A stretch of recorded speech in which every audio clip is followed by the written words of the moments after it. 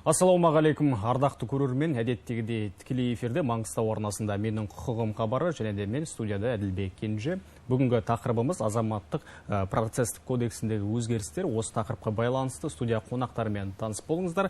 Нұрсапа Махамбетұлы Примашев, Маңғыстау облыстық сотының азаматтық істер жөніндегі сот алқасының төрағасы, және де Рахымжан Сейітшұлы Бейсенов, Ақтау қаласының нөмірі 2 сотының төрағасы. Қош келдіңіздер.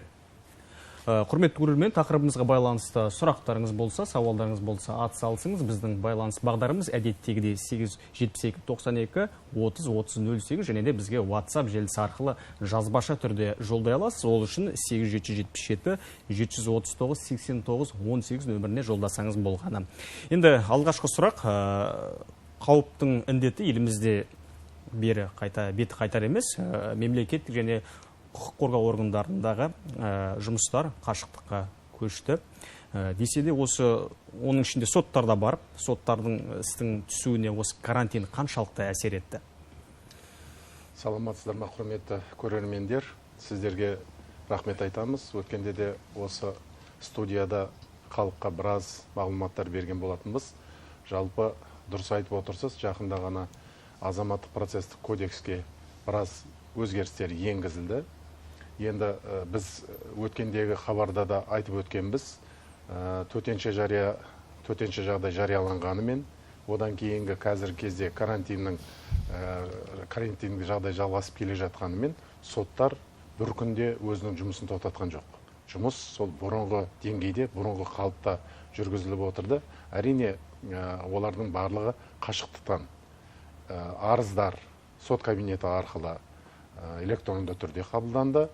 Істер қашықтықтан қазіргі кездегі Труконф, жаңағы басқа да байланыс құралдары арқылы қарап келдік. Сондықтан бізде ешқандай жаңағы арыздардың сотқа түсуі толастаған жоқ.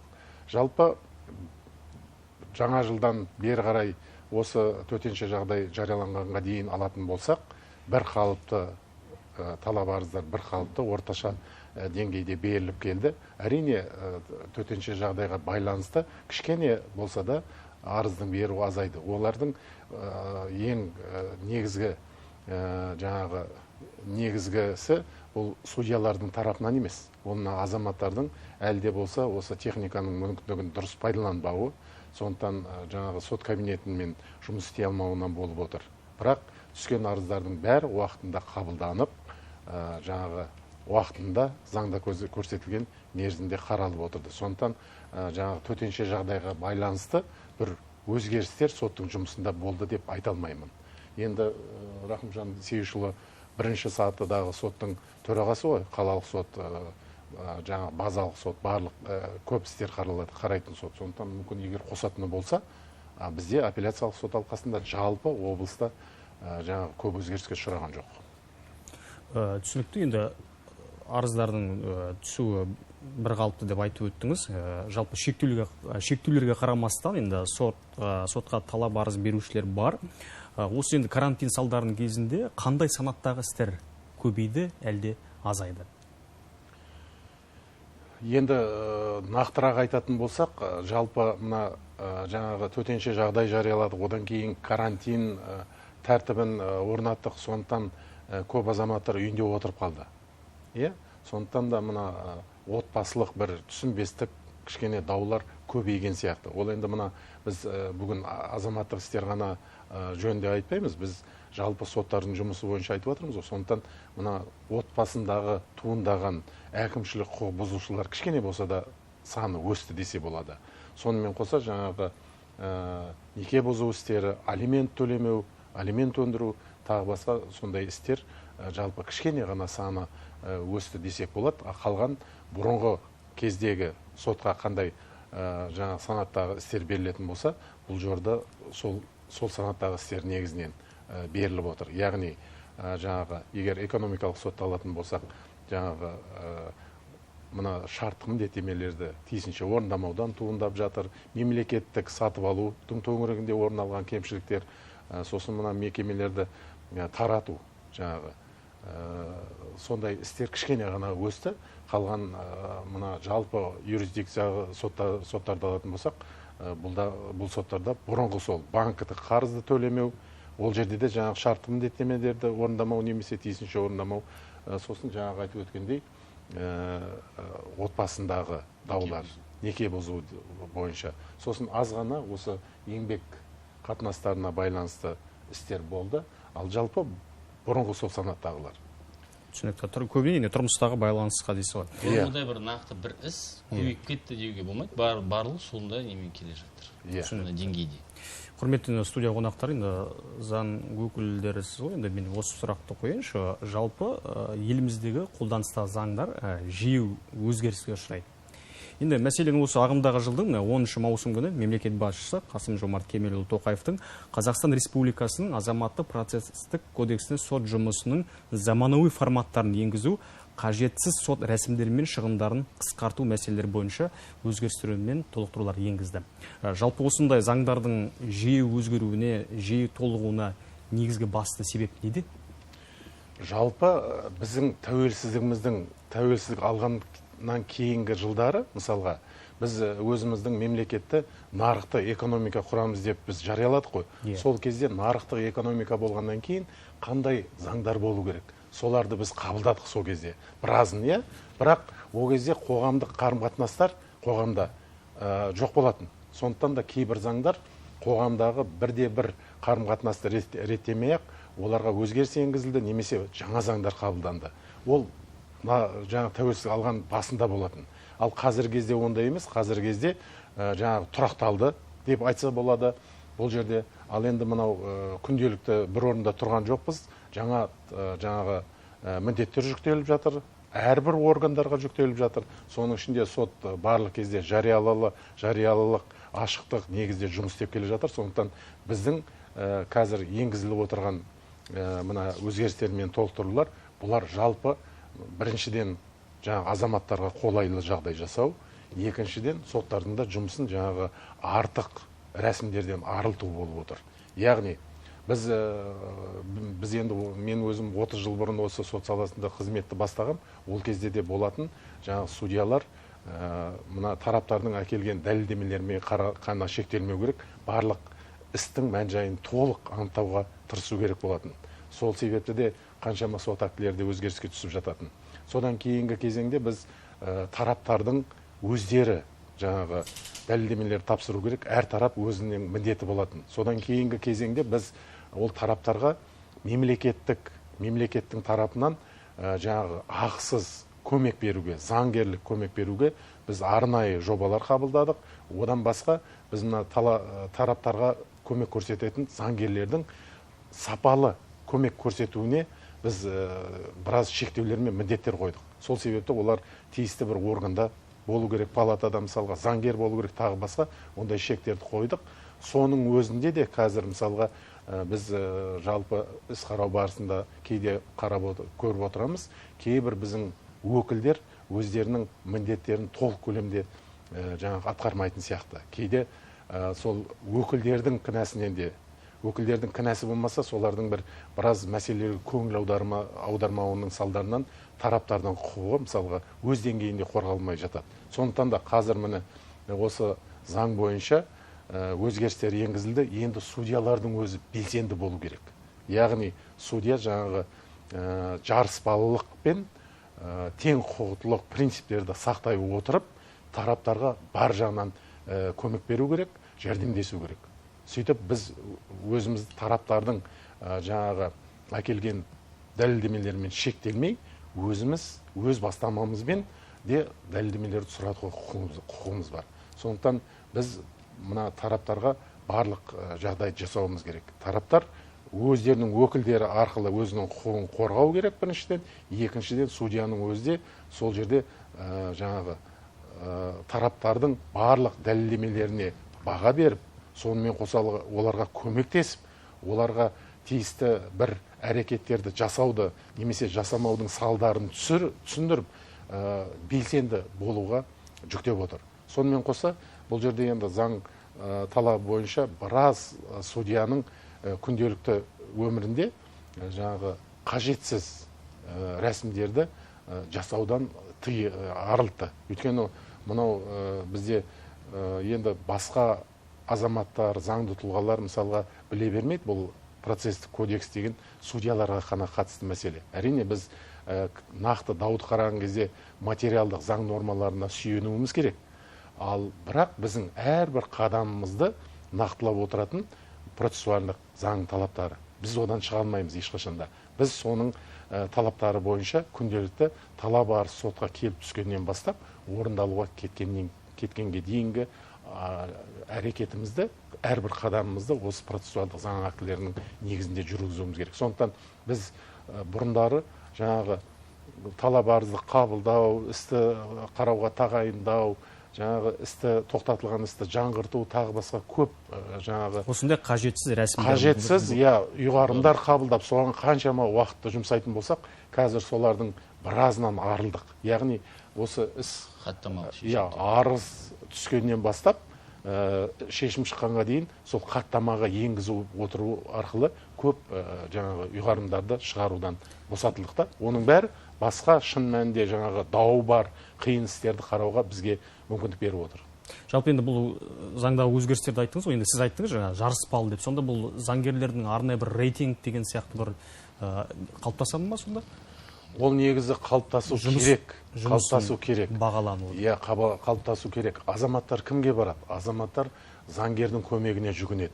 Әрине, жаңағы тиісті деңгейде өзінің міндетін атқаратын тарапқа жауапкер болсын, талап қоюшы болсын, оған сапалы заңгерлік көмек бере алатын, сөйлей алатын, өзінің процестегі жаңағы орнын білетін, процестен басқа дайындық кезінде істерді сотта қарауға, одан кейін процестің үстінде өзі тиісті дәлелдемелерді жаңағы нақтылай көрсетіп, оларды ашып, мән-жайға, осы істің мән-жайына толық қатысты, қажетті дәлелдемелерді жинақтап, заңға дұрыс жаңағы сілтеме жасап, тараптың құқығын қорғай алатын адамға міндетті түрде халық барады, солай емес па? Әрине. Иә. Сондықтан ол жерде ол объективті жақтар. Кейде біз өзіміз көріп отырамыз, біздің әріптестеріміз ғой, енді бәрі заңгерлер, бірақ өкінішке орай кейбір мәселелерге көңіл аудармай жатады. Нәтижесінде жаңағы талап қоюшы болсын, немесе жауапкер болсын, өзінің жаңағы арызын, өзінің талабын, немесе қарсылығын өз деңгейінде қоя алмай жатады да, кейіннен басқа талап арыз беріп, басқа мән бойынша дауласуға тура келіп жатады. Сондықтан осы жаңағы өкілдердің білімділігі, сапалы жаңағы білімі, сапалы заңгерлік көмек көрсетуі, ол мына тараптардың мүддесіне тікелей және тығыз байланыста болады әрқашанда. Түсінікті. Нұрекең түсіндірді. Енді Рақымжан Сейітшұлы, енді осы неге бастапқы бөліміне тоқталайықшы, сот жұмысының заманауи форматтарын енгізу дегеніміз не? Осыған тоқталайық. Заманауи форматтар ол деген жалпы заманауи формат бұрыннан бар, тек қана осы ол заң болғасын, ол заң шеңберінде болуға тиіс. Заманауи форматы бүгінгі күнін алып тұрсақ, дыбыс, бейне жазу, аудио жазу, электрондық хаттама деген ол бұрыннан бар зат, тек қана осы кодексе күнде қолданғанмен, бірақ кодексе бекітілмеген еді. Бүгінгі күні осы жаңа айтып отырмын, дыбыс бейне жазу қазір сот саласында барлық сот залдары дыбыс бейне жазба қондырылған. Сол себепті сот отырысының хаттамасы, сот отырысы қазір толықтай тек қана осы бейне жазу арқылы жүргізіледі. Сол себепті ол бұрыннан бар зат, тек қана осы жаңа формат осы. Сонымен жаңа айтылып кетті, ең көп қазір күнде судьялардың басы артық жүктеме мен қағаз басылықтан арылу, азайту жөнінде айтып кетті. Бұрында судья бір әрекет жасау үшін нақты ұйғарым ретінде түрінде сот акт шығаратын болса, қазір оның бәрі тек ауызша хаттамалық шешіммен қабылданады. Осы бойынша заманауи. Ал енді осы жалпы судьялардың артық жүктеме деп жатырмыз, қағаз басылық деп арылады деп жиі айтылады. Шын мәнісінде арылып жатыр ма осы судьялар? Шын мәнінде арылып жатыр. Жалпы қазір Рақымжан Сейітшұлы айтып кетті ғой, бізде мына жаңа форматтарды енгізу, бұл мына соңғы кезде әсіресе жолға қойылған мәселе болып отыр. Бұған дейінгі хабарларда да айтып өттік. Қазіргі кезде үлкен жаңа 7 түйін дейміз, 7 біздің бағытымыз бойынша жұмыс істеп отырмыз. Соның бір бағыты мына e-сот деген. E-сот осы жаңа форматтарды енгізу. Қазіргі кезде мысалға хаттаманы мысалға сот мәжілісінің хатшысы жазды десе, қазір бір құлаққа түрпі естіледі. Біз оны ұмыттық мысалға да. Ол да бұрындары мысалға болған жоқ. Нелер сот мәжіліс хатшылары хаттаманы жазып келді мысалға. 20-30 бет хаттаманда қанша уақыт алды. Қазір ондай мәселе жоқ. Сол сияқты біртіндеп осы электронды форматқа көшіп келе жатырмыз. Яғни істердің өзі электронды түрде, бір қағаз мысалға, қалған бәр компьютерде. Хаттамалар дискіде арнайы мысалға, шешімдерде сол дискіде. Мына қағаз басылықтан жаңағы шын мәнінде арылуға жағдай жасалып жатыр. Талап арыздардың да сотқа берілуі, электронды сот кабинеті арқылы ешкім қағаздарды тасып жүрген жоқ мысалға. Сол бағытпен жұмыс істей беретін болсақ, ертең осы қағаз басылықтан да арыламыз. Ол бір, екінші сосын жаңағы сотқа мысалға келіп, ауданның орталығына келіп, тағы басқа ешқандай қажет жоқ. Қазір енді өкінішке орай деп айтуға болады, азаматтардың бәрі компьютердік жаңағы білімі жоғары емес қой. Ал ертең мысалға әр адам компьютердің тілін жақсы білетін кезде мысалға ешқайда шығуының қажет жоқ болады. Барлық көмек болсын, заңгерлік көмек болсын, іс қарау болсын, бәрін сол үйде отырып компьютер арқылы мысалға электрон түрде шеше береді. Сондықтан осылардың бәрі жұмысты жеңілдетіп отыр десек те болады. Түсінікті. Құрметті көрермен, хабарымыз тікелей эфирде. Студия меймандарына қоятын сұрақтарыңыз, тақырыпқа байланысты сауалдарыңыз болса атсалысыңыз. Біздің байланыс телефонымыз 30-30-08, Ақтау қаласының коды 872-92. Ал енді біздің WhatsApp желісі арқылы көрерменнен келіп жатқан сұрақтар бар. Бір-екеуін оқиын. Қайырлы кеш, елде болып жатқан соңғы жағдайларға байланысты отбасылық кикілжіңдерге қатысты неке бұзу істер жиі кездеседі деп өттіңіз. Оларды татуластыру, яғни медиациялық жолмен шешіліп жатқандары бар ма? Сот процестері қалай өткізіледі? Жауапкершілік қаншалықты сақталады арызданушылар тарапынан дейді. Бірінші осы сұраққа жауап берейік. Енді бұрыннан біз айтып келе жатырмыз ғой, жалпы. Біз қазіргі мына төтенше жағдай жариялаумен байланысты отбасылық даулар көбейді деп айтып жатқан жоқпын мен. Шамалы ғана өсті деп отырық. Ал бұрыннан бері бұл отбасылық некенің бұзылуы деген ондай санаттағы істер өте көп бұрыннан. Шынын айтқанда, осы өндірістегі істерді алатын болсақ, соның бір 20-25% мысалға сол санаттағы неке бұзу болсын, алимент өндіру болсын, балдардың жаңа кімнің асырауында қалады, сондай дау болсын, балдармен араласу жөніндегі даулар болсын, солар өте көп болатын. Енді қазіргі кезде осы бағытта да жұмыс істеліп жатыр. Мына семьялық сот деп өзіміз оны да бір бағдарлама қылып енгізіп отырмыз. Мысалға, яғни жаңа медиаторлар бар.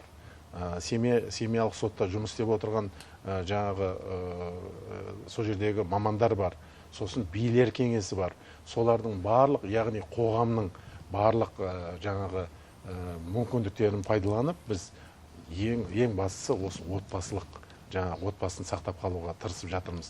Біз әрқашанда жаңағы бұрынғы біздің ата-бабамыздан келатқан салт дәстүр бойынша отбасылық құндылық бізге ең қазіргі кезде жаңағы күрделі мәселе болып отыр. Сондықтан соған біз соны бұрынғы жаңағы ата-бабадан келатқан жақсы салт дәстүр, әдет ғұрыптың бәрін жаңғыртып, сол жаңағы семьялық сот, билер кеңесі, тағы басқа медиаторлар арқасында біз осы отбасындағы жаңағы неке бұзу, тағы басқа дауларды азайтқымыз келеді. Бірақ өкінішке орай енді әлі орын алып жатады. Бұл жерде енді көбісі осы жастардың арасында өкінішке орай болып жатады.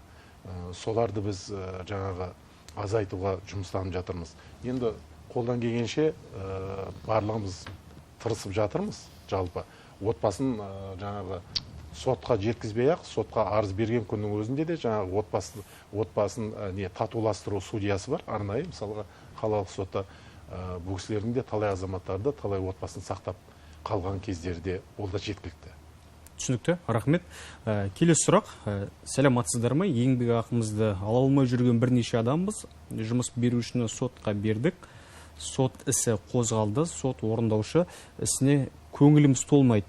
Іс баяу жүргізіліп жатыр, нәтиже жоқ. Кімге хабарлассақ болады? Соңғы жағдайларда да әсері болар. Қашықтан ауызша ғана сөйлесіп қоямыз. Ол адам бірде болады, бірде себепсіз бізге байланысқан мүлдем шықпай қалады. Қысқасы іс ұзаққа кетті, шешімі қалай болар екен дейді. Бұл жерде кішкене түсініксіз сот қаралған ба қаралған. Егер соттың шешімі іс қаралып, сот шешім шыққан болса, онда сот бұл жерде сот орындаушысы бар. Сот орындаушы соттың шешімімен орындалумен айналысады.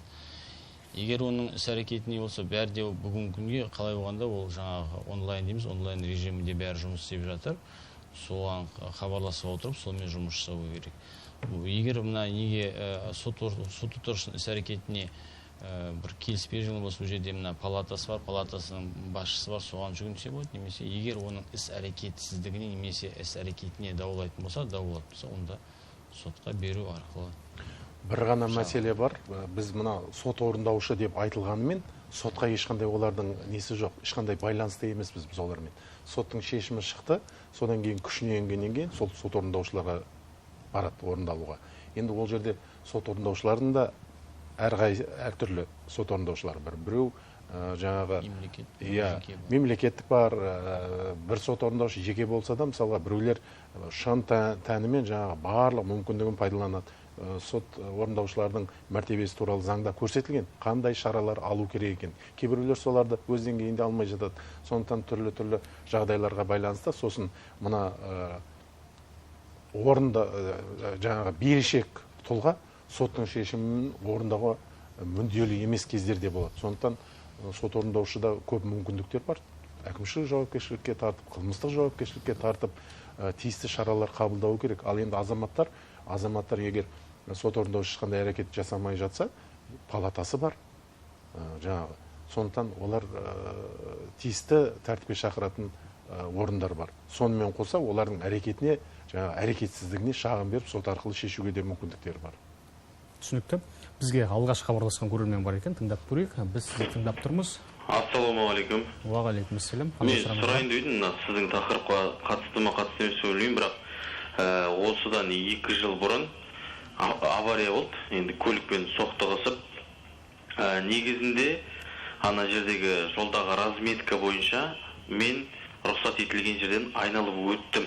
Айналып өтуге тырыстым. Енді айналып жатқан сәтте қарсы бетке көлік шығып, мені жанымнан соқты. Сөйтіп ГАИ шақырдық, енді өзара ана жерде келісе алмағасын, ГАИ шақырдық, өлшеді, қарады, сызды, сотқа барды іс.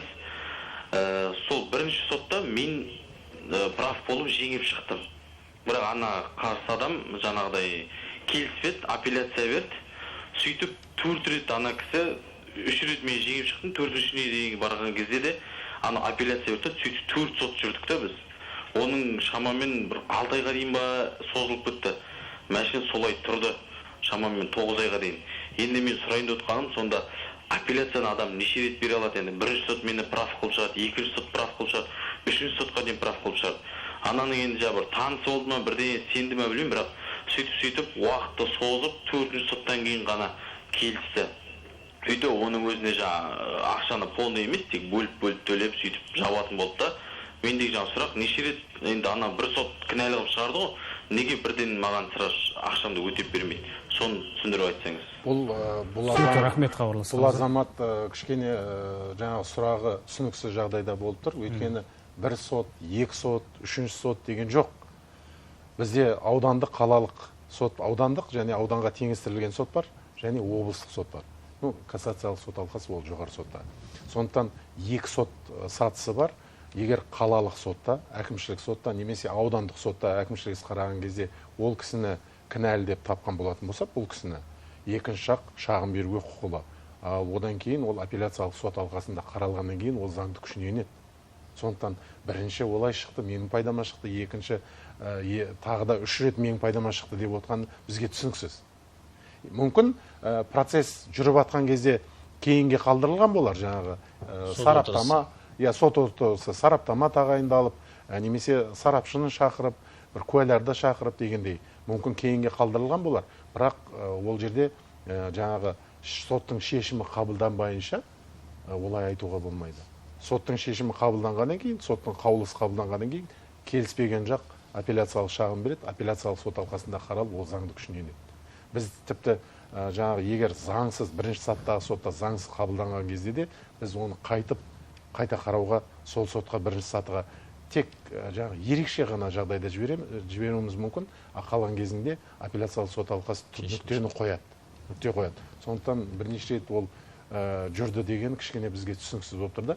Егер нақты жауап ала алмадым десе, телефон арқылы хабарласын. Жұмыс телефондарыңызды айтып өтсеңіз болады. Иә.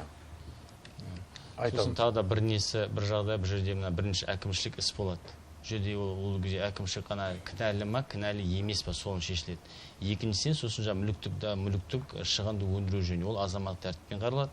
Сол себепті ол сол жерде қаралады. Ол егер азаматтық әкімшілік іс қараған кезде ол талап қоймаған болса, ол азаматтық келтірген зиянды ол азаматтық талап қою арызы беру арқылы толықтай өндіріп алады. Сосын екі сот отырысы болған шығар, бірінші әкімшілік, сосын азаматтық.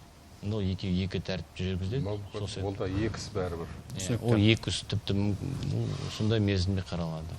Түсінікті, рахмет. Енді бұрынғы заңнамада осы дауларды партисипативтік рәсіммен реттеуде осы адвокаттардың үлесі зор еді.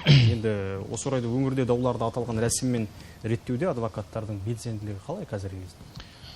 Енді мен айтып кетсем, бұл жерде адвокаттар жалпы қорғау бұрында партисипативтік тек қана адвокаттар арқылы жүргізеді. Партисипативтік не деген? Бұл жерде екі тараптың қорғаушы адвокаты қатысады. Ол жерде судья қатыспайды, екеуі тек мысалы сотқа талап қою арыз бергеннен кейін осы дауды шешу арқылы қалай шешетін жөнінде мысалы бітімгершілік келісім, татуласу келісім, медиативті келісім болатын болса, бұл жерде тек қана екі қорғаушының қатысуымен жүргізіледі.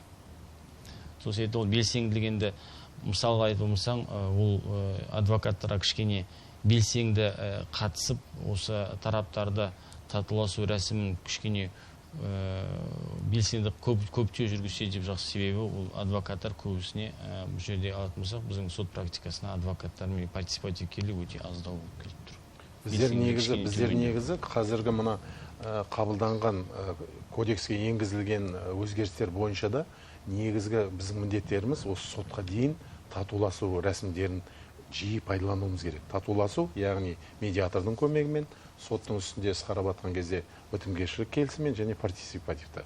Ал енді мына партисипативті толықтыра кетсем, жалпы істің барлығы көбінесе жаңағы медиацияның көмегімен және бітімгершілікке келісу арқылы шешіліп жатыр. Партисипативтік ондай істер көп емес. Мысалы 19 жылдың қорытындысын алатын болсақ, небәрі 5 іс облыста партисипативтік негізде аяқталды. Ал қазір мына 6 айда тек 2 іс. Сондықтан бізде жаңағыдай Рахымжан Сейітшұлының айтуы дұрыс. Біздерге осы адвокаттар бұрын, қазір енді мына палатада тұрған заң көмегін көрсетіп жүрген азаматтардың барлығы онымен айналысуға мүмкіндіктері бар. Осы заң талабы бойынша. Сондықтан партисипативтік түрде даулардың шешілуде бәріміз мүдделі болуымыз керек. Соның ішінде жаңағы адвокаттар да мүдделі болу керек. Өйткені дауды сотқа жеткізбеген абзал. Түсінікті. Жалпы даусыз талаптарды оңайлатылған іс жүргізу тәртібімен қарауға болады. Бұл кезде тараптар шақырылмайды. Ал енді хабарлама жіберіледі. Осы орайда тараптар мұндай істерді жалпы тәртіпке қарауға өтініш бере алады ма? Бұл жерде көбісі ақша өндіруге байланысты. Мысалы, келісім шарт бойынша, мысалы, банктік істер бойынша оңайлатылған тәртіпке не деген? Себебі қазір осы заң, соңғы заң көрсетілген бұрында деген, егер заң тұлға тек қана 700 айлық есепті көрсеткіш дейін, ал жеке тұлға және дара кәсіпкерлер 200 айлық есепті көрсеткіш болса, қазір бұл сомасы көтерілді. Осы соңғы заңға 2000 жеке заң тұлға 2000 айлық есепті көрсеткішке дейін және дара кәсіпкермен жеке тұлға ол 1000 айлық есеп көрсеткішке көбейтілді. Яғни сол сомалар шеңберінде ол оңайлатылған тәртіппен беріледі. Оңайлатылған тәртіппен не дейтін болсақ, бұл жерде оңайлатылған тәртіппен бұл сот отырысы жүргізілмейді. Талап қою арыз түскеннен кейін сот жауапкерге талап қою арызын жолдайды және 15 жұмыс күн осы талап бойынша өзінің пікірін, қарсылығын ұсынуға уақыт береді. Егер уақыт беріп жатса, онда сол уақытымен соны тараптан қарсылық немесе өзінің пікір түскен бойынша шешім қабылдайды. Егер мысалы мен қарсымын, қарсылық болып жатса, онда судья істі жалпы тәртіпке өтіп, сот отырысы өткізіп, тараптарды шақырып, сот отырысы деген шешім қабылдайды. Енді бұл егер тарапты жауапкерден ешқандай хабарлама түспесе, онда судья сол іс талап бойынша ұсынған дәлелдемелер негізінде шешім қабылдайды. Бізде де сонда көп болып жатады. Бір айтып кететін жауапкерлерге жалпы жеке тұлғаларға өзінің талап бойы арыз бергеннен кейін де арыз түскеннен кейін жалпы ол жерде соттың телефоны, хатшының телефоны, барлық мәлімет болады. Сол себепті егер қандай да болса да түсінбей жатқан жағдайда осы телефон қоңырау шалып, оны білуге де болады. Бұл да мына жаңағы артық рәсімдерден арылу деп отырмыз ғой. Жалпы осы жыл басынан бері осындай тәртіппен қанша іс қаралды? Енді біздің айтатынымызда бізге осы 6 айдың осы бүгінгі күнге не қояқшы, бүгінгі күнге 2600 іс қаралған болса, оның 750-де оңайлатылған, яғни бұл 3-тен 30% іс қаралып жатыр. Жалпы облыста 1700-де іс қаралды. Жалпы біз жәнде айтып отырмыз, артық рәсімдерден арылу бойынша деп, сондықтан бұрынғы мына талап арызымен сотқа жүгініп, талаптан туындайтын азаматтық істердің жаңағы ақының көбеюіне байланысты, бұрын мысалға азаматтар бойынша 200 болатын болса, қазір 1000 болды. Бұрын мысалға заң тұлғалар бойынша 700 болатын болса, қазір 2000 болды.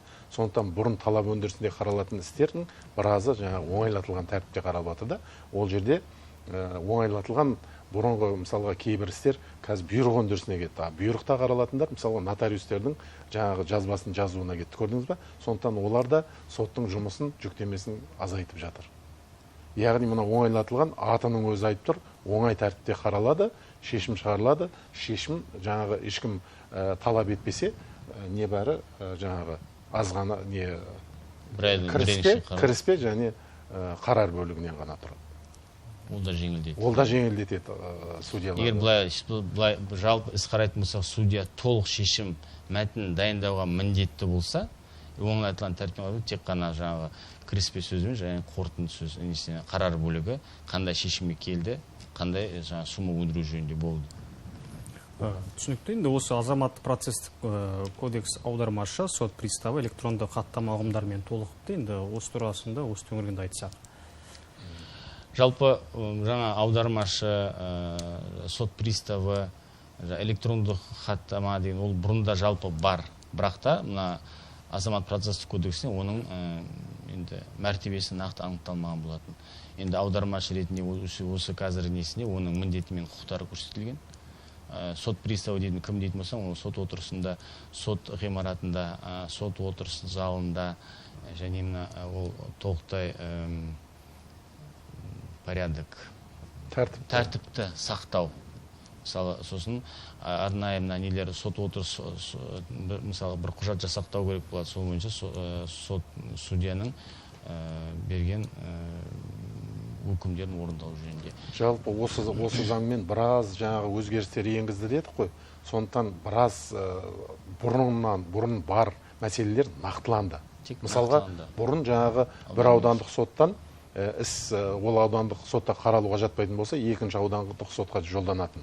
Егер ол екінші аудандық сот, мысалға, ол экономикалық соттың, басқа соттың қаралуына жататын болса, мысалға, ол облыстық сотқа бізге ұсыныспен шығатын, біз содан кейін барып сол қай ауданда қаралу керек екенін шешетінбіз. Ал егер облыстардың арасындағы аудандар бойынша дау туындайтын болса, оны жоғары сот шешу керек болатын. Бірақ ол жаңағы нақты кодексте жазылмаған болатын. Бірақ солай атқарылатын.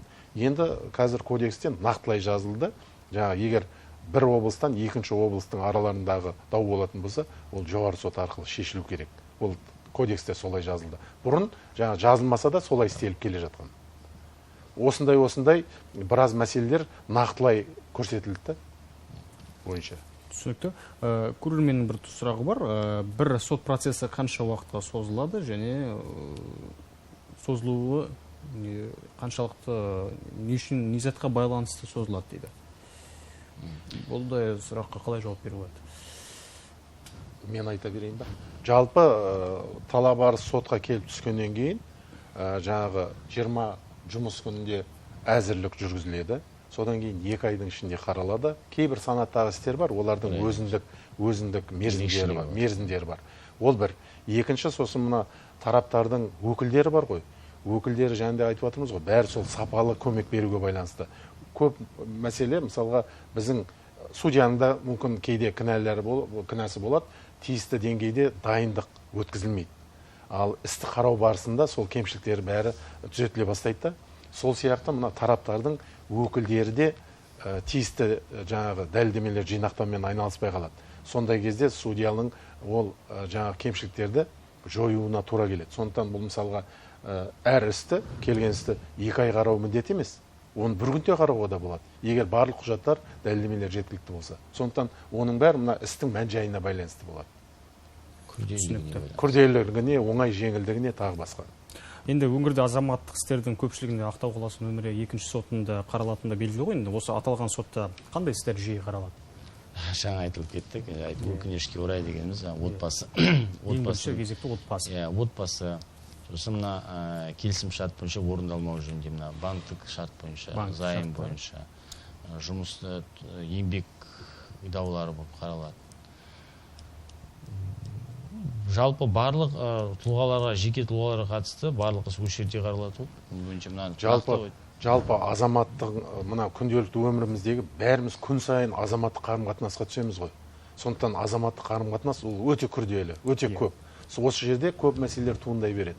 Кейде біреулер кінәсіз де жаңағы сотқа біреулер жүген деп атады. Кейде біреулер өзінің міндетін жаңағы дұрыс пайдаланбайды, өзінің құқығын дұрыс пайдаланбайды. Сондай негіздер туындап жатады да, сондықтан да көп істер осы азаматтық істер дау болып қаралып жатады. Әрине, бәріміздің жаңағы қойып отырғанымыз сол ғой, дауды азайту қалай болғанда да, қоғамдағы дауды азайту. Өйткені осы дау туындап жатқан негізінен даулардың бәрінің ішінде тараптар бір-бірін жақсы біледі.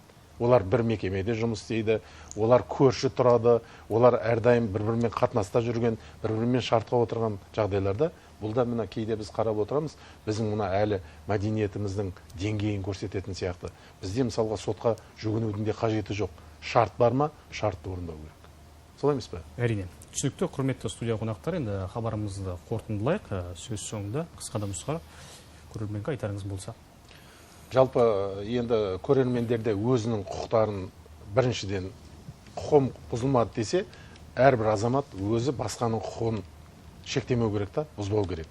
Менің құқығым тоқтаған жерде басқаның құқығы басылады. Соны біз ешқашанда ұмытпауымыз керек. Түсінікті. Енді ерекше бүгінгі соңғы не атмаса, жаңағы пандемияға қатысты кішкене қиындықтар туындаған, сол себепті кішкене тараптарға, жалпы осы қазақ еліне кішкене шыдамдылықты, шашамдылыққа шақырам. Сабырлық керек. Себебі мынандай технологиясы бар, басқа көбісі деген неге соттар ашылады, неге ол біздің сауда нелерменде сауда торговый центр ашылып жатыр, неге сот ашылмайды дейді, бірақ ол екі бұл салыстыруға болмайды. Себебі сот ол сот. Мысалы мына дүкен жауып болса, басқа дүкенге барылады, а дау болса, осы сотты шешетін болса, ол басқа сотқа бара алмайды. Сол себепті кішкене сабырлық, яғни осы жаңа технология жалпы адам білуге ұмтылу керек деп. Түсінікті. Құрметті студия қонақтары, студиямызға келіп сұхбат бергендеріңізге алғыс білдіреміз. Құрметті көрермен, хабарымыз өз мәресіне келіп жетті. Келесі эфирде жолыққанша аман сау болыңыздар.